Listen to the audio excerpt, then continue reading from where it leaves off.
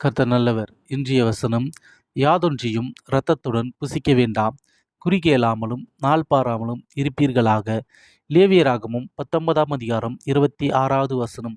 கிறிஸ்துவுக்குள் பிரியமானவர்களே, சத்தியத்தை சொன்னால் யார் கேட்கிறாங்க? இன்றைக்கு சத்தியத்தை நாம் உரக்கச் சொன்னால் அதெல்லாம் வேண்டாம், எனக்கு எப்போ நல்லது நடக்கும், எப்போ நான் பணக்காரனாக மாறுவேன் என்று எனக்கு ஒரு குறி சொல்லுங்கள் என்று அலைந்து திரிபவர்கள்தான் அதிகம். இன்னொரு பக்கம் பார்த்தால் நாள் பார்க்கிறவர்களும் உண்டு. செவ்வாய்க்கிழமை வெள்ளிக்கிழமை என்று நாள் பார்க்கின்றார்கள்.